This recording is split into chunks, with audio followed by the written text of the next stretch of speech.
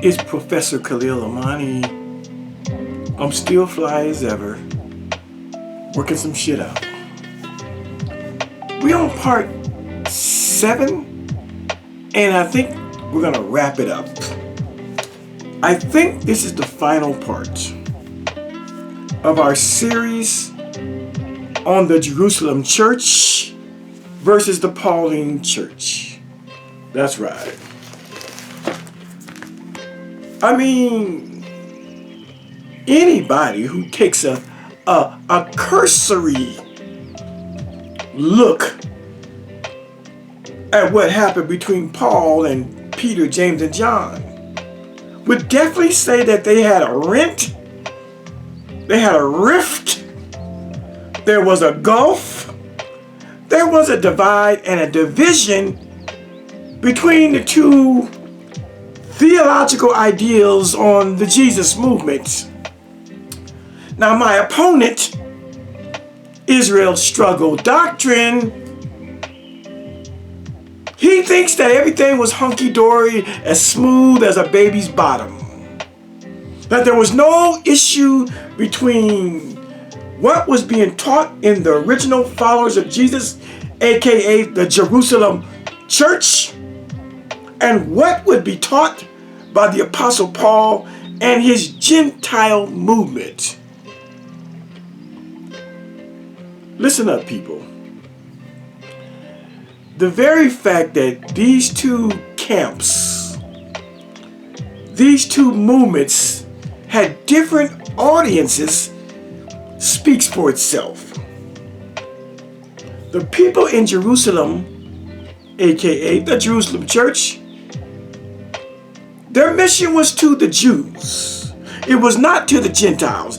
That in and of itself is the clear separation and division of theological and ideological approaches to this Messiah thing. I said the 12 disciples were only going to the Jews, the Hebrews, or the Israelites. Paul, his mission was to the Gentiles. I mean, what are we talking about? The fact that these two movements spoke to two different audiences is enough proof that there was some shit going on and some infighting and some division. Facts. I don't get why people, well, I do get it. I really do get it. The reason why people like Israel's struggle doctrine, all Christians in the world, and people like the Hebrew Israelite movement, the reason why they accept Paul is because they need Paul to be a part of their theology. So they don't want to go at him.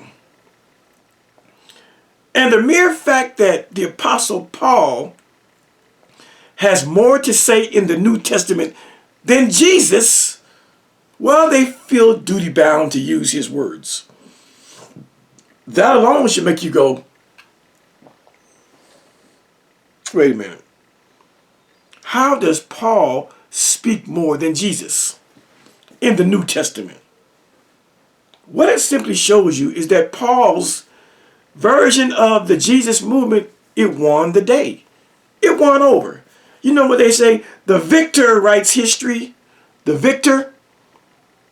Paul's Gentile Christianity, it won the war for the minds of the people. And the Jerusalem church were all but tread underfoot. But for anybody to suggest or to not see that these two movements had two ideological and theological points of view is, I have to say, they just don't comprehend the English language. I have to say they just haven't read the book of Acts. And so on this last part, allegedly, don't hold me to it until we get to the end of this video. But this is the last part, but don't hold me to it.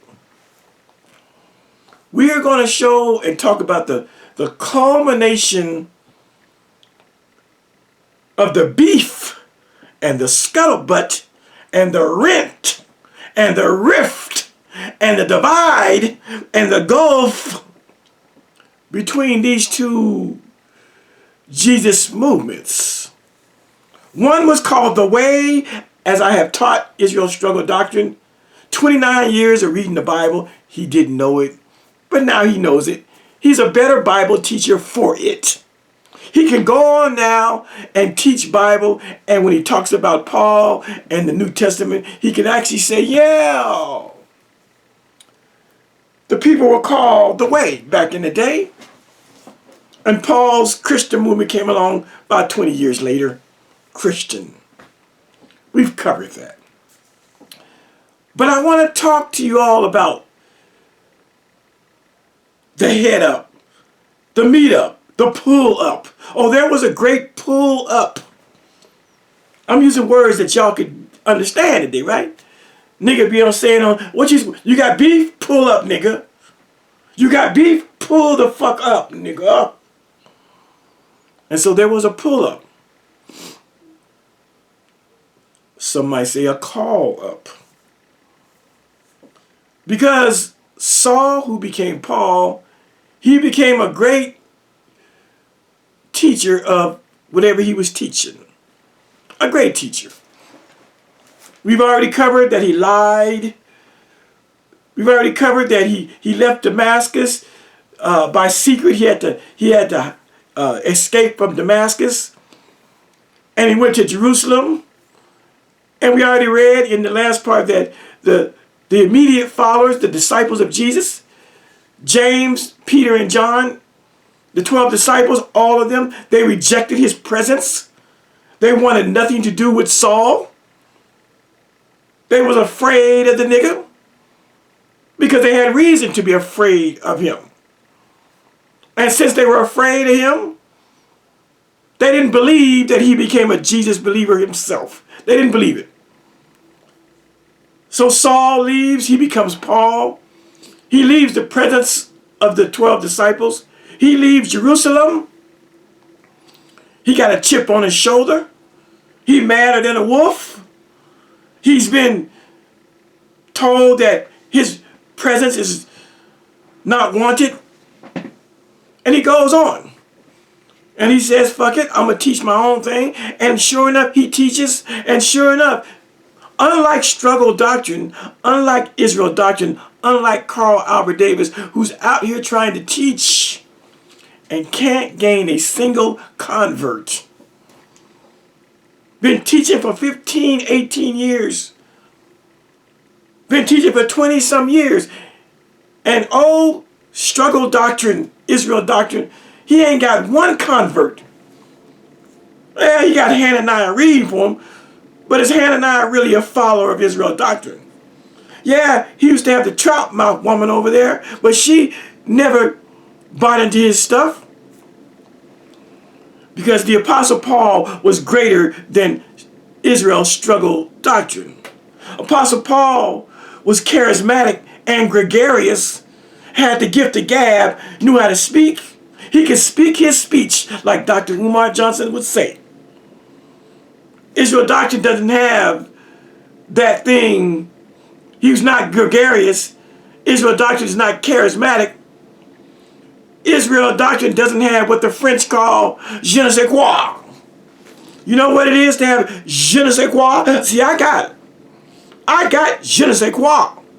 Je ne sais quoi is a French phrase meaning, you know, that certain something that you can't quite put your finger on. That certain quality that makes someone special. You just can't, what is it? What is it about Khalil Amani that makes him special? Yeah, I've actually had 40, 50 people follow me. On 2 different occasions.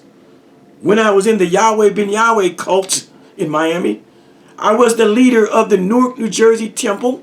I started it myself. I had about 50, 60 people. I recruited. Went out there on the streets, knocked on doors, and I recruited. And then, after I left the Yahweh Ben Yahweh cult, While I was a member of the Witness Protection Program, I was a teacher in Omaha, Nebraska, and I had two cable TV shows. And again, I had 40, 50 people that would meet in my living room on a Friday night to hear me speak. Facts upon facts. I got the gift. I got it. I can be a Yahweh ben Yahweh if I want. I could be a Malachi York if I want. I could be a Minister Louis Farrakhan if I want. I could be a Malcolm X. I could be Elijah Muhammad. I have that je ne sais quoi, that special something that you can't quite, but people are attracted to me and they are drawn to me. But the thing about me that makes me different from Elijah Muhammad and Malcolm X and Louis Farrakhan and Yahweh ben Yahweh and Malachi York is that these people desired to be leaders of men and women. I don't desire that shit. I don't want to be followed. When I looked up one day when I was in Omaha, Nebraska at 34, 35 years old, I looked up one day and I counted the people in my living room that had come to my house to hear me speak just for me teaching on the TV. When I realized I had over 40 people sitting on floors, couches, chairs, around the corner in the kitchen, dining room table, I got frightened. And I said, oh my God, I'm about to become a cult leader. And shortly thereafter, I disbanded my Friday meetings. People were mad. We want more. We want more. They wanted to really start a church, a Hebrew Israelite community in in Omaha, Nebraska. I disbanded it. I know what it feels like to be a teacher of men and women. But as the movie Malcolm X, as the movie X would say, I love pig's feet and white women too much to be a Muslim. You understand the sentiment? I love living a normal life and going to a club. I might want to go to a strip club. I love doing natural, normal, regular shit. So I disbanded my little group that had formed up to about 50 people. I disbanded it. My children would tell you. They used to be like, damn, Dad, all these people. I used to have my daughter and my son in the kitchen at 12 and 14, 15 years old making finger foods and cheese and crackers and shit. Have them in there pouring drinks and stuff.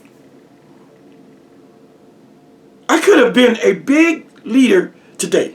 If I would have kept on the way I was going today, how many years later, I would have been known like T.D. Jakes.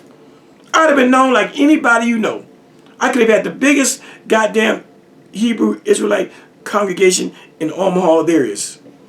And I would have expanded to different cities. I didn't want that. I'm only telling you about my life because that's what struggle doctrine, Israel doctrine, that's what he wants. He desires to have people sit at his feet. But he's not called. He's not special. He doesn't have that je ne sais quoi, that special something. He's not gregarious and charismatic. He's too weird. It's okay to be weird. I love being weird. Weird only means you're different from the masses. Weird in a good way. But Israel's struggle doctrine is weird in the bad way. Don't nobody want to follow a man that clearly has a 3rd grade education or a 7th grade education and a 3rd grade reading ability. Nobody wants to follow that kind of man. Nobody wants to follow a man that doesn't have a backstory, education, academia, career. Nobody wants to follow a man that ain't have no children, no wife, no back, just regular shit. Israel's struggle doctrine is too eccentric to be followed. That's his problem. He's eccentric in a bad way. The nigga he ain't fucked in 25 years. He ain't got no kids. He ain't never been married. He's a weirdo like that. Thus was the Apostle Paul. But Apostle Paul had something that Israel's struggle doctrine didn't have. And that is gregariousness, charisma, and that je ne sais quoi. That special something that you can't quite put your finger on. And he was able to gain a congregation and a following of thousands, having churches in Antioch and Corinth and Galatia and Pergamus, Ephesus, in Rome. Paul did the damn thing. I give him credit that he was able to establish himself without the Jerusalem church. But to say or to act like they were all of one accord is the weirdest shit ever. All you got to do is read the book of Acts. And so in this part, we are going to talk about that great meeting, that first great get together, that first great council, that first great syod. According to the Roman Catholic Church, they say that the council at Jerusalem in about 50 AD or 50 CE, it was the first Catholic council. They claim it as theirs. Of course they do. Of course they do. Well, why did they need the council? Why did they have to come together? I'm talking about the Jerusalem church and the Pauline church. They had a showdown at the OK Corral, if you know that movie or if you know that cowboy history. Now Paul, again, on the road to Damascus, he finds Jesus. He goes on to Damascus where he walks around aimlessly and blind and wouldn't eat for about 3 days. And Jesus contacts a dude on earth named Ananias and tells Ananias, go heal Saul. Of course, Ananias says, what? This is the guy that's trying to kill us. This is the guy that's been putting us in prison. Jesus said, don't worry about it. This guy who's blind named Saul, he has a special mission.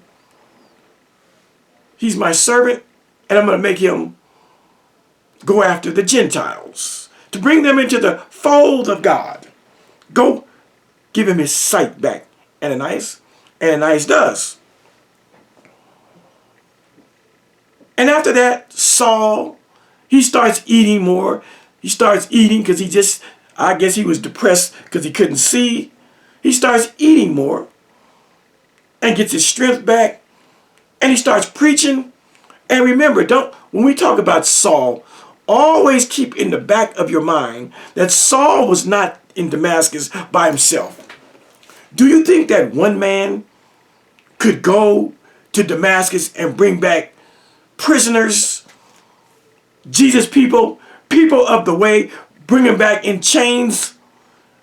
One person can't do that. Don't be silly. And so when we say Saul, we mean Saul and all the men. Actually, Acts 9 and 3, 4, 5, 6, it says that Saul had men with him.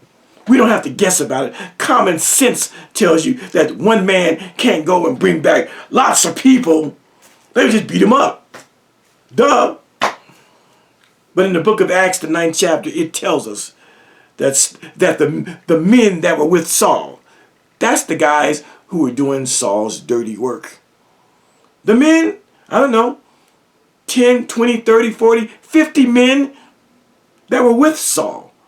That was Saul's bodyguards and Saul's enforcers. Facts upon facts. Saul was about 4'7", according to the historians. He was a short fellow, bow-legged and short and ugly. But he had a garrison of men that he directed when they knocked down doors to bring people of the way out of the house and put them in jail. It was Saul's men. Saul's men. I want you to always keep in mind when I talk about Saul and what he was doing, that he wasn't by himself. Let me just show it to you just so you know that Saul, common sense tell you that one man can't go to another country by himself and take away, 10 and 20 and 30 or 100 people. One man can't do that. But just for the record, let's put this on the record, that Saul had a whole lot of men with him. Right here. All we have to do is go to Acts the 9th chapter. And when he talks about, Saul's conversion on the road to Damascus, we get down right here. And let's see where it talks about the men. There it is, verse 7. And the men which journeyed with him, Saul, stood speechless, hearing a voice, but seeing no man. Why were the men journeying with Paul? Because the men which journeyed with Saul, that was his strong arm. That was his militia. That was his band of merry men that actually broke down doors and dragged people out of their homes. We got it? He wasn't by himself. Okay, we cleared that up. Understand that Paul was not working as a solo act. Okay? And so we know now that the people of the way tried to kill him while he was in Damascus. He fled by night, went to Jerusalem, thought he was going to hook up with James and Peter and John and the 12 disciples and the rest of the Jerusalem community, and he was wrong. They were terrified of him. They were afraid of him. They understood who he was, that he worked for the ops. He worked for the opposition. Saul was a Roman lackey, puppet, satrap, stoolie, puppet, dog. Saul was employed by the Romans. He was a hireling. He was a do-boy. He was a fuck nigger. He was a sycophant of the Roman church, of the Roman government, And so they sent him away, and he went away mad and dejected. And for about 3 years, he did his own thing. In those 3 years, he built up a following, 30, 50, 100, 200. The word was getting out. This little charismatic and gregarious fellow, his message was going like fire around the Gentile world. He refashioned and reshaped Jesus to fit a Gentile audience. Dying and rising gods, virgin births, all that shit was familiar to the Gentiles. I said, Saul, who became Paul, he would rearrange Jesus and fashion Jesus to fit a Gentile audience. He would make Jesus palatable. Palatable for a Gentile audience. He made Jesus, come from a virgin. He made Jesus a dying and rising God. That's what the Gentiles were familiar with. The Gentiles were familiar with, Attis and Cybele. Cybele, the goddess, the virgin goddess Cybele, and the son, Attis. Motifs and models that were palatable to a Greco-Roman audience. He reshaped and he refashioned Jesus. And along the way, he told those Gentiles all of those Mosaic, Judaic, Israelite laws, the 613 laws, statutes, judgments, and commandments, including the 10 Commandments, all that shit that the Jews and the Hebrews and the Israelite practice. You ain't got to do that shit. You can eat pork. You ain't got to keep the Sabbath, 7th day. You ain't got to do all those Feast of Tabernacles and Passover and memorial blowing of trumpets, Feast of Weeks. You ain't got to do none of that. And you ain't got to go get your dicks cut. No circumcision required. And you can be grafted in. You can be a part of what those niggas is doing in Jerusalem, the original followers of Jesus. That's what Paul was teaching. It was in opposition to what the Jerusalem church was teaching. And so after he goes and leaves Jerusalem, after his rejection and dejection by the 12 apostles, the 12 disciples, he gets a pretty good following himself. And for 3 years, he don't fuck with the people in Jerusalem. He ain't got shit to say to James, Peter, and John.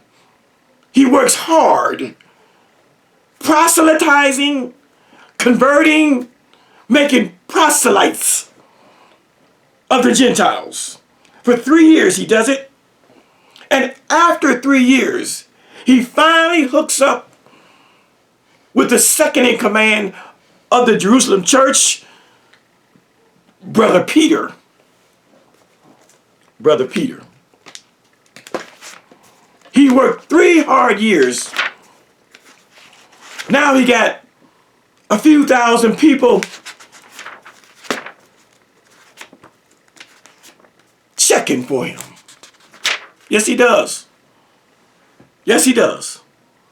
And after he gets hard body karate, after he gets a base and a foundation, after he's unshakable and unmovable, after he gets, a congregation, he starts talking that shit. And now, 3 years later, after he was rejected by the disciples, he hooks up with one of them, Peter, and he goes back to Jerusalem. And again, when I say Paul, don't just think it's one man. Whenever Paul goes somewhere, he goes with a goddamn circle of 10. He goes with a garrison, bodyguards, and people with him. He ain't freeballing it. He ain't walking around there with no drawers on, no underwear, freeballing, dick just swinging in the wind in his loincloth. No. He walking around there with protection. And so we read in Galatians chapter 1. Galatians chapter 1. Verse 18 and 19. Here it is right here. I said we're talking Galatians chapter 1, starting with 18. Then, after 3 years, I, the apostle Paul, went up to Jerusalem to see Peter, and abode and stayed with him 15 days. But other of the apostles saw I none, save, which means except, James, the Lord's brother. And so when Paul would go to Jerusalem, he actually saw the second in command, Peter, and he saw the head of the Jerusalem church, James. 15 days, and he was able to sit and talk and be around the first and second in command, James, who is Jesus' brother. See, James, the Lord's brother. James, Jesus' brother. He was the leader. And Peter was the number 2 man, president and vice president. 3 years after they run his ass out of Jerusalem, 3 years after Peter and James would not accept him as a member of the Jerusalem church, 3 years after the Apostle Paul had Peter and James shaking in their boots in fear and trepidation because they knew who he was, 3 years later, they realized that he has become a Jesus believer, and he goes to Jerusalem to see Peter. And while he's there, he actually gets an introduction to the leader of the way, a leader of the Jerusalem movement. Not a leader of the Christians, because we're not talking Christians right now. We're talking about the people known as the way. Got it? Okay. We got to get to this big meeting. And so they go. The Bible is not descriptive on what happened, what they talked about. But no doubt that the Apostle Paul is telling Peter and James of his wondrous works.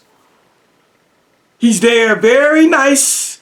He's not trying to cause no indecision or derision or any, he's not trying to ruffle no feathers. He's there, maybe see if they can work together. But he's there. He's there for 15 days, and he meets James and Peter, the 2 HNICs, the 2 head niggas in charge. That's good. He met the head honchos. And then he would leave. And guess what, people? I said, after 3 years, he meets James and Peter. And after that, it would be 14 years later before he would interact with the Jerusalem church again. It would be 14 years. After the 3 years, it would be 14 years, damn near a decade and a half. 14 years, the Apostle Paul would continue to convert, and his movement gained traction, and his movement would get bigger than the Jesus movement. His movement would outshine the way. He was really traveling Damascus, Antioch, Pergamus, Corinth, Laodicea. You name all those places. Ephesus. He was making converts, and the converts were making converts. This shit really was, it was like wildfire. It was spreading. It was spreading. And news of the Pauline movement, the Pauline church, it was getting back to the original church, the Jerusalem church, under James, Peter, John, and the other 9 disciples. Now the disciples in Jerusalem, the original guys, I'm sure they were getting jealous. I'm sure they were.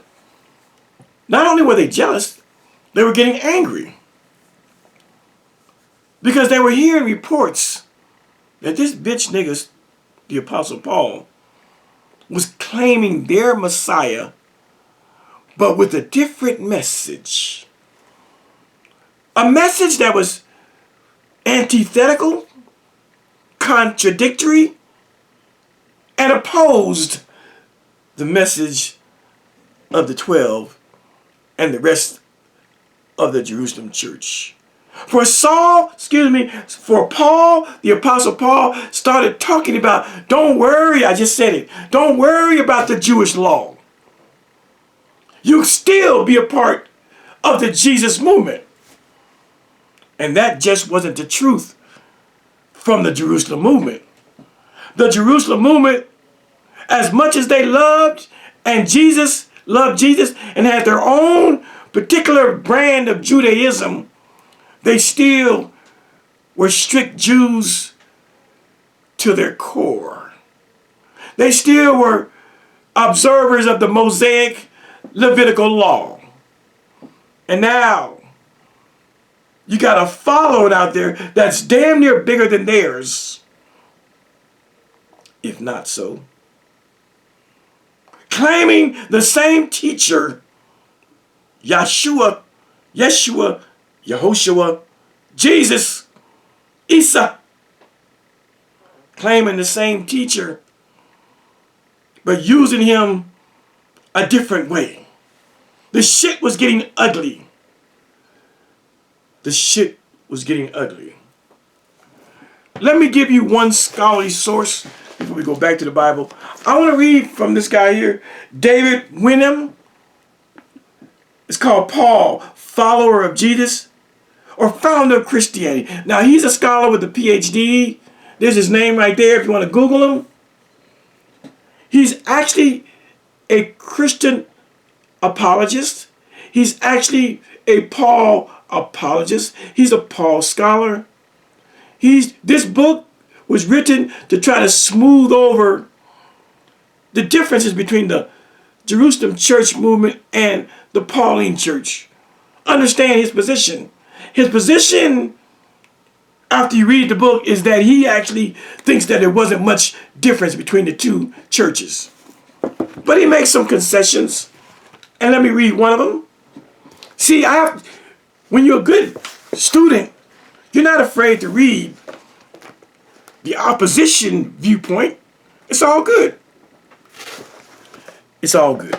And so we read right here. This is just something quick I wanted to set the tone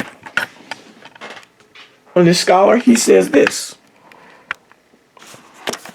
Show you what the book. There's the book. Turn over. Page 180. Page 180. He writes this. For all Paul's affirmation of the Jewishness of Christianity, he came into sharp and regular conflict with Jews and Jewish Christians who saw him as betraying the ancestral faith, notably by his refusal to impose the Jewish law and circumcision on Gentile converts. You got it? So even this Pauline apologist, even this New Testament Christian apologist agrees that Paul would come into sharp and regular conflict with the Israelites, the Hebrews, the Jews, and the Jewish Christians, who are more correctly the people of the way, the people that follow Jesus. They were called the way. They weren't called Jewish Christians. This is just the way scholars talk. But if you want to be more correct, they were the Jewish people that follow Jesus, or the people of the way. See? Paul came into sharp and regular conflict. And so when people like Struggle Doctrine try to say everything was hunky-dory between Jesus' movement and the Israelite Jesus people, the Jerusalem church, they simply don't know history, or have misread history, or simply just want to try to make Paul part of the very beginnings, like there was no issue. But even a Christian apologist says that Paul came into sharp and regular conflict with Jews and people of the Jesus movement known as the Way. That's a Christian apologist. What is Struggle Doctrine talking about? And so, 14 years had gone by, and the people in Jerusalem, the Jerusalem church, they heard and they now understood that the Apostle Paul was using their Messiah, their Savior, their anointed one, their Mashiach. But he's rewriting the narrative and telling these Gentiles, you ain't got to worship or go through, or you're not beholden to all that Jewish shit. You're not beholden to it. Which lets me, let's continue reading more. Let's read from Chaim Maccabee in his great book, The Myth Maker, Paul and the Invention of Christianity. Let's read what they say. And Chaim Maccabee is a professor. You can Google him. He is a scholar. He has a PhD also. But let's look at what he says also in this contention between these two movements, okay? Let's look at it. It's good to see people that back it up. He has a chapter 13. It's called The Split. What? What do you mean, the split?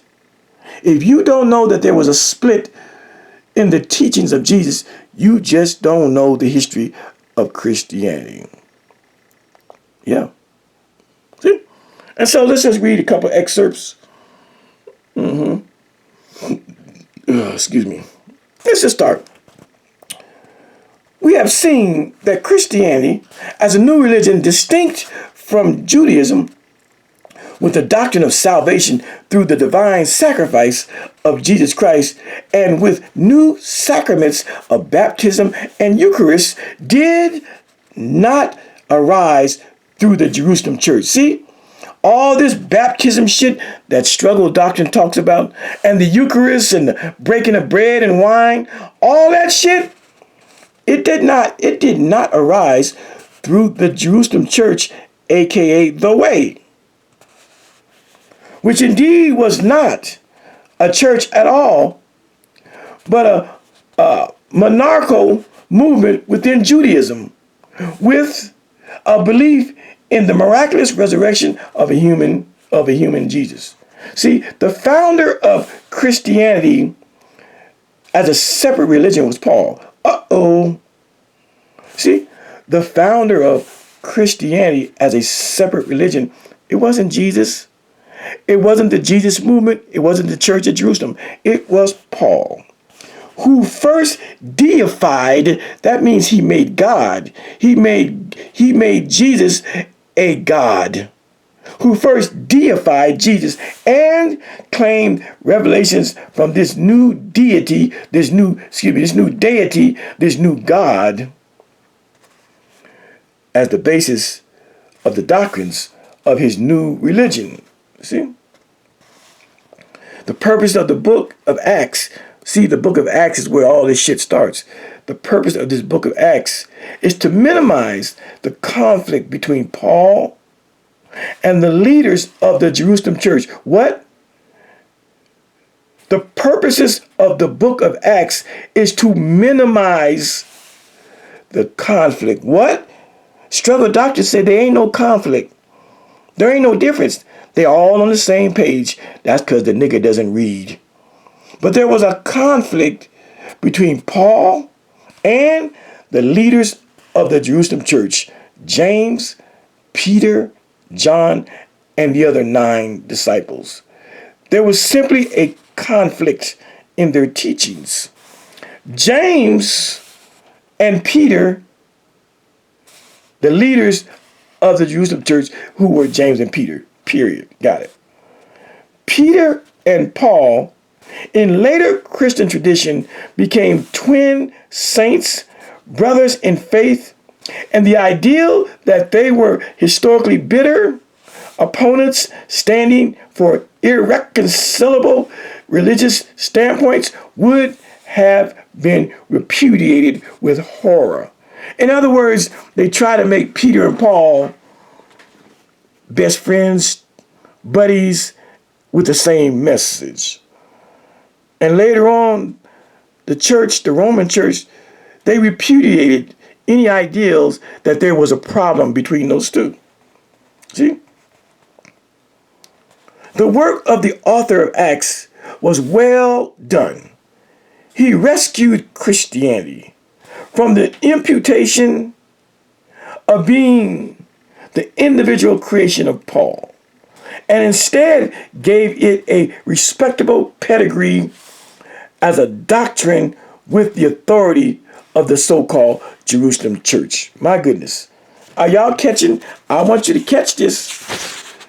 I want you to catch this. I want you to catch this. Let's see.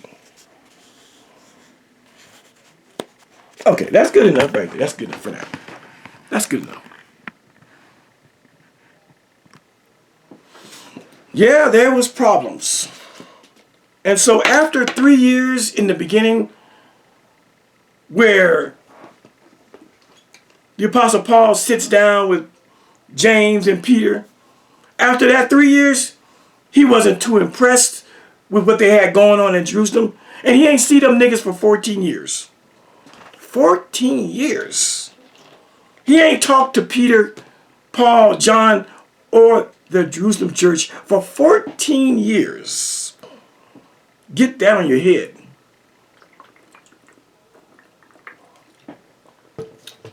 He taught, he traveled, he proselytized, he spread his message. And it grew and grew and grew. And all while it was growing, the Jerusalem church were getting report after report of the teachings of the Apostle Paul. And they were vexed by it. Grievously vexed by how the Apostle Paul was shape-shifting Jesus, their Messiah. They were angry about it. What the fuck? Where is this nigga? We saw him 14 years ago. Send out Federal Express. Send him a UPS letter and tell that nigga we want his ass in Jerusalem to give some accountability, for a reckoning. That's what this whole video is about. 14 years after their initial meeting, the Jerusalem church had gotten fed up with the Apostle Paul and his teaching. So much so, the scuttlebutt, the conversation was such that it was time now, after 14 years, and the Apostle Paul had a congregation and a following that was as big as the Jerusalem church, if not bigger. It was now time to get some straightening. They had heard for many years that he was slick dissing the original folks in Jerusalem, that he was abrogating the law. To abrogate means to do away with, to destroy. And now the Jerusalem church, they wanted the Apostle Paul to come and sit at their feet and give a reckoning and an account of his teachings and his actions. It's called the famous, some might say the infamous, Council of Jerusalem, or the Council at Jerusalem. It's famous. Who can read this and come away not understanding that these two camps, these two groups, had different ideological and theological perspectives on the man Jesus himself? It's famous. Again, the Roman Catholic Church calls this meeting the first council of the many councils, the first ecumenical council. Unofficially, the meeting between the Jerusalem church and the Pauline church. Unofficially, the Catholic world calls it the first ecumenical council, the first synod, the first great meeting of Christianity. And it's written right here in the book of Acts, the 15th chapter, wherein the Jerusalem church called the Apostle Paul to Jerusalem to finally settle the differences between the two Jesuses. Jesus in the Jerusalem church was not Son of God in the supernatural sense. We are all the sons and daughters of God. But in the superhuman, supernatural sense, that's not who he was. They looked at Jesus in the same way they look at any Messiah, born of man and woman. He had a supernatural experience that he rose from the dead, but they still didn't go so far as to say he was on par and equal with God Almighty. That was the God of the Jewish sect known as the Way. Fully man, whom God had conferred upon him some extra special stuff, rising from the dead. Versus the God of Paul, the Jesus of Paul. You see, the Jerusalem church, they had the historical Jesus. And the Paul church, they had the mythological Christ. A qualitative difference. I say we have two Jesuses here. We have the historical Jesus and the mythological Christ. We'll talk about that hopefully. One's real and one's contrived and concocted. But the shit had hit the fan. It was a day of reckoning. It was a showdown at the OK Corral, wherein these two communities were going to set the record straight on who this person, Jesus, was and how to go about teaching this man. That's what we want to talk about right now. If you notice, struggle doctrine never went to Acts 15. Acts 15 is the culmination. Acts 15 is the climax.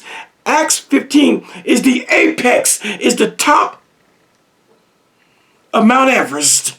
You go no further than Acts 15. Acts 15 is the be-all, end-all of those two warring factions and ideological and religious perspectives on the man Jesus. Let me show it to you. Let's talk about it. Let's get into it. Boy, time be flying when you teaching. I said the 15th chapter of Acts, arguably the most important chapter in the book of Acts. This chapter right here is the chapter that puts Christianity on the good foot. This chapter is the chapter that gives Christianity its footing. It's called the Council at Jerusalem. And certain men which came down from Judea taught the brethren and said, except ye be circumcised after the manner of Moses, ye cannot be saved. See, that's all Hebrew, that's all Jewish, that's all Israelite law. You got to be circumcised to be part of the number. Follow. When therefore Paul and Barnabas had no small dissension and disputation with them, they determined that Paul and Barnabas and certain other of them should go up to Jerusalem unto the apostles and elders about the question. Let's stop right there. What is Israel struggle doctrine talking about? Everything was everything. There was dissension and disputation between the Jerusalem church and between the Pauline church. Because the Jerusalem church said, nigga, you got to get your dick cut. You got to get your foreskin snipped off. You got to be circumcised. And Paul's movement, the Apostle Paul's movement, he wasn't having that cutting your dicks off for the Gentiles. And so Acts, the 15th chapter, starts out telling us, what does the words? He said, when therefore Paul and Barnabas had no small dissension. You know what dissension is? What is dissension? He had dissension between him and the Jerusalem church. Let's go. Dissension. Dissension. Disagreement that leads to discord, to talk. Dissension. Paul had no small dissension. It's a disagreement. It's a disagreement. I said the word disagree. Dissension means disagreement. Dissension. Dissension. Dissension. They had a big dissension. What's the other word they use? Disputation. Disputation. Disputation. Debate or argument. Disputation is a debate or an argument. And so Paul, he wanted to address, because the church in Jerusalem said, you got to be circumcised. There was no small dissension, no small disputation. If there was no small dissension and no small disputation, that means it was a big dissension. The opposite of small is big or large. Big dissension between the Jerusalem church and Paul. What is these guys talking about? Big time dissension. Let's read on. Big time argument. I said, when therefore Paul and Barnabas had no small dissension and disputation with them, the Jerusalem church, the way, they determined that Paul and Barnabas and certain other of them should go up to Jerusalem unto the apostles and elders about the question. What's the question? Do the Gentiles need to be circumcised? Got it? It's right up here in verse 1. Do the Gentiles need to be circumcised? The Jerusalem church, they said yes. The Paul church said no. So Paul, Barnabas, and others, they go to Jerusalem to talk to James, Peter, John, and the other disciples and the elders about the question. Okay. And then we read on. We got to get to it, so we're going to go past all of it. They go. See? And when Paul and the others, Barnabas, when they were come to Jerusalem, they were received of the church and of the apostles and the elders, and they declared all things that God had done with them. So Paul begins to brag about what they were doing in Antioch and Corinth and Ephesus and those places. But there arose up a certain of the sect of the Pharisees which believed, saying that it was needful to circumcise them and to command them, meaning the Gentiles, to keep the law of Moses. So now you got the Pharisees getting involved also with the way.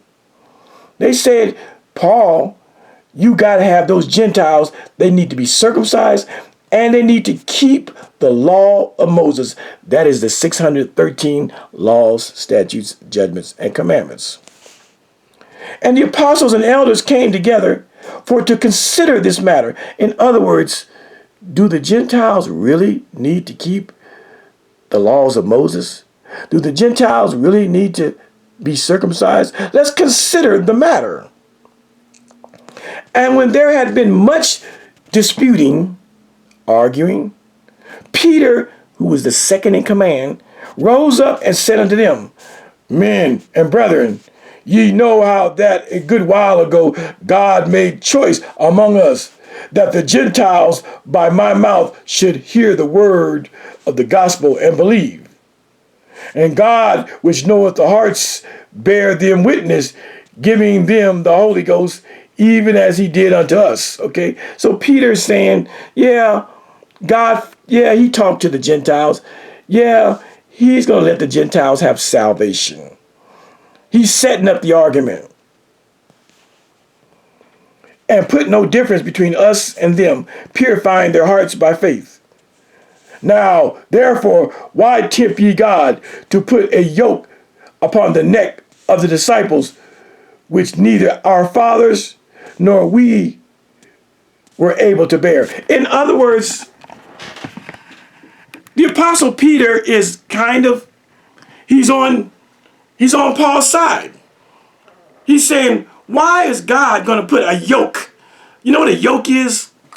A yoke is something you put around an ox or an ass's neck. It's like a big ass cowbell around the neck. Keeps him in control.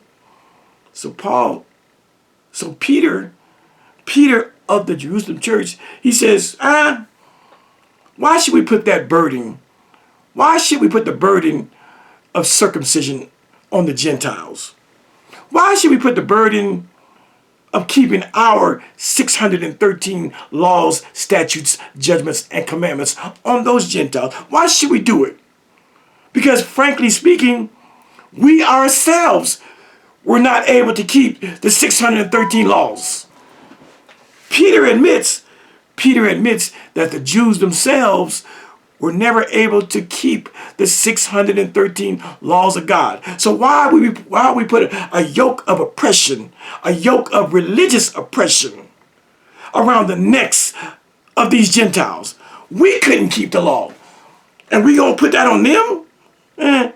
Maybe we should figure out how to make them part of us without all of that Moses law shit. That's what Peter is saying. A great argument. A great argument. Okay.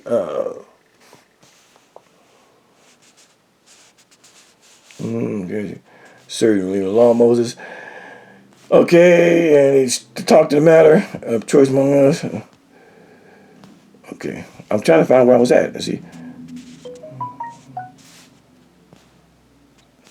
But there arose a certain sect of Pharisees, believe, okay, keep this circumcised, keep the law of Moses, okay. And Peter, here we go. And Peter rose up and said unto them, Men and brethren, ye know that a good while ago God made a choice among us, that the Gentiles by my mouth should hear the word of the gospel and believe it. And God, which knoweth the hearts of men, knows the heart, bear them witness, giving them the Holy Ghost, even as he did unto us, and put no difference between us and them, purifying their hearts by faith. Now, therefore, why tempt God to put a yoke, to put a bracelet, a necklace upon their necks of the disciples, the Gentile disciples, which neither our fathers nor we were able to bear? We couldn't keep it.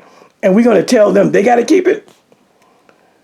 But we believe that through the grace of the Lord Jesus Christ, we shall be saved even as they. Okay?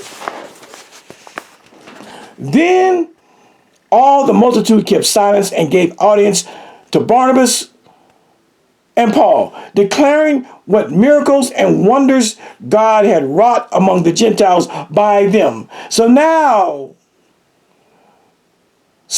Paul and Barnabas, they give what they call a soliloquy, a colloquy, not a soliloquy, a colloquy. A colloquy is an argument. A colloquy is a gathering for a discussion of a theological question.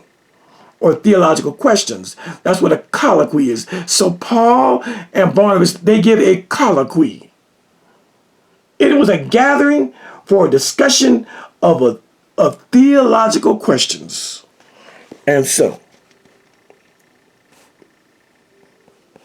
there you go.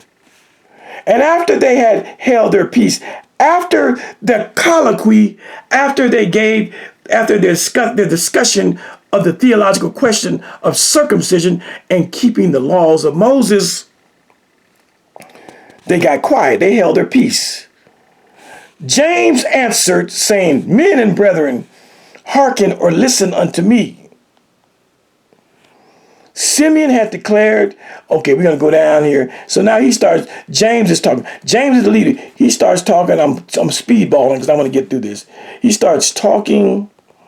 And then James finally says, Wherefore my sentence, who is my is James. James is the one talking. See right over here? After they held their peace and hearkened, James is the leader of the Jerusalem church. He has the final say on the question of circumcision, on the question of keeping the 613 laws of God. He has the say. Again, he goes through, he sets it all up, he talks about it. You can read this for yourself, blah, blah, blah, blah. He just talks. And then he finally says, Wherefore, the apostle James, my sentence is that we trouble not them. Who is them? Who is them? Paul, Barnabas, and all the followers of this guy. Yeah, this is not the last part. I got to do another part. I'm sorry. But James says his sentence is, why? Let's not trouble them. Let's not trouble the Gentiles, which from among the Gentiles are turned to God. See, let's not trouble them, which are from among the Gentiles. In other words, the newly converted Christians of the Apostle Paul, his people. Let's not trouble them with these laws from among the Gentiles who are turned unto God, but that we write unto them that they abstain from pollutions of idols, from fornication, and from things strangled, and from blood, which means murder. See? Then it pleased it, the apostles and elders, with the whole church, to send chosen men of their own company to Antioch with Paul and Barnabas, namely Judas, surnamed Barsabbas, and Silas, chief among the brethren. And they wrote letters by them after this manner. The apostles meaning the people of the way, meaning the leaders in Jerusalem. That's who the apostles are, not Paul's people. The apostles are the leadership in Jerusalem who knew Jesus personally.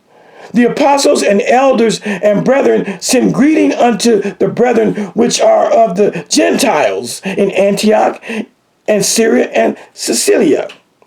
For as much as we have heard that certain which went out from us have troubled you with words, subverting your souls, saying, Ye must be circumcised and keep the law, to whom we gave no such commandment.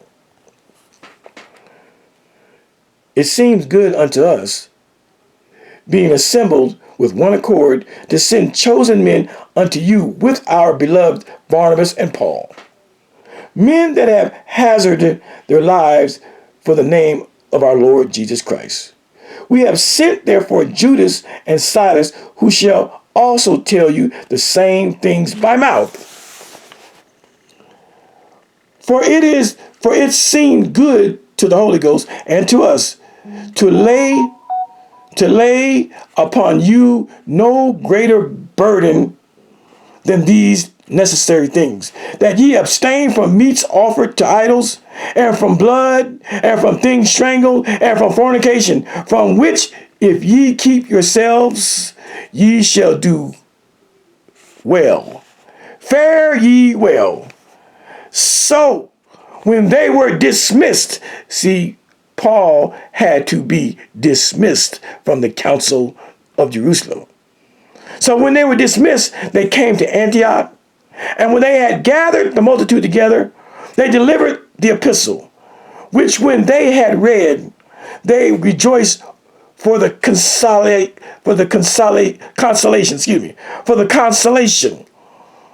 It was a consolation to allow them to be a part of the greater movement.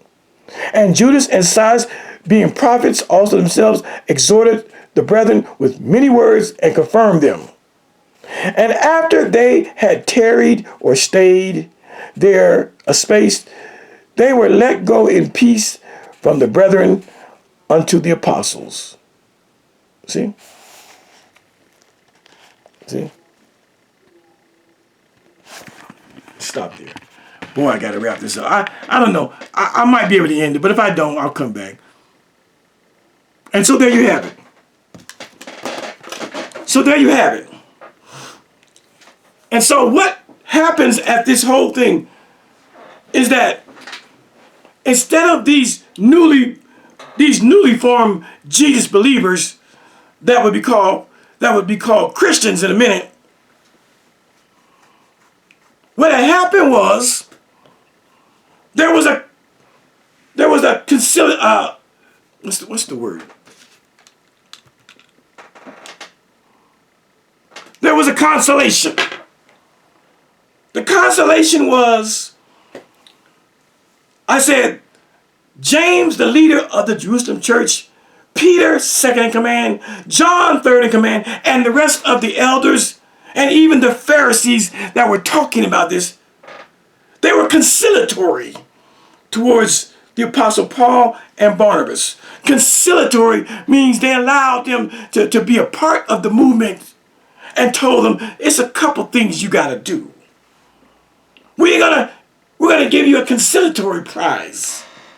You don't have to keep the 613 laws, statutes, judgments, and commandments. You ain't got to do that.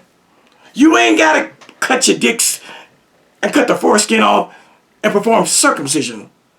We're going to find a middle ground and a middle space for your people, the Gentiles, to be a part of the greater Jesus movement. We're going to find a conciliatory way to make everybody happy. And so there were four things. There were four things that the Jesus movement from Jerusalem says to the Pauline movement that you must do, you must adhere to, you must be part of your belief to be a part of us. What were they? Don't eat meats offered to idols, polluted meats.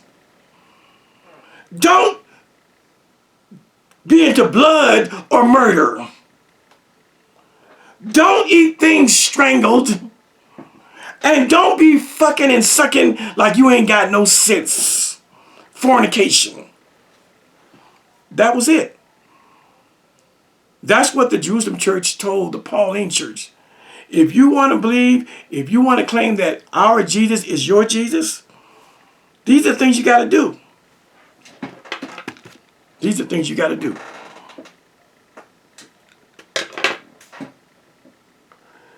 And honestly, to know the truth of the matter is, only thing that the Jerusalem church did was give them something that had already been given to the Gentiles. There is something that goes all the way back to Noah. It's called the Noahide laws. Some call it the Noachian laws. All they did, all the Jerusalem church did, was tell the Pauline church, you got to abide by 4 of the 7 Noahide or Noachian laws. You can research this stuff. Back in the days of Noah, do you see the word Noah in there? Noahide and Noachian is from the Noahide after the flood. In other words, Presumably, God gives all nations a standard of living, a standard of civility. And he calls it, or scholars call it, the Noahide or Noachian law. Well, what are the Noahide laws? What are the 7 Noahide laws? Idolatry, blasphemy, fornication, murder, robbery, eating limbs cut from live animals, and set up a court system to administer justice.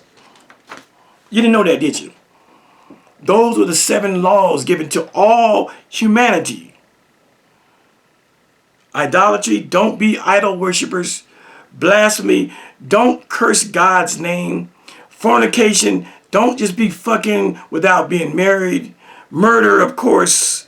Robbery, of course. Eating limbs that were cut from live animals. Ew. And they wanted you to set up courts to administer justice. Those are the 7 Noachian laws, or the 7 Noahide laws.